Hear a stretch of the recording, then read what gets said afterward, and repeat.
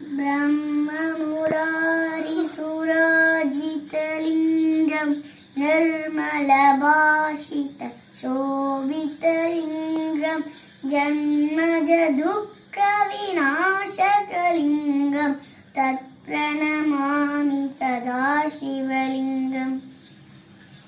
देवमुनिप्रवराजितलिङ्गं कामदहनकरुणाकरलिङ्गं रावणदत्प्रविनाशकलिङ्गं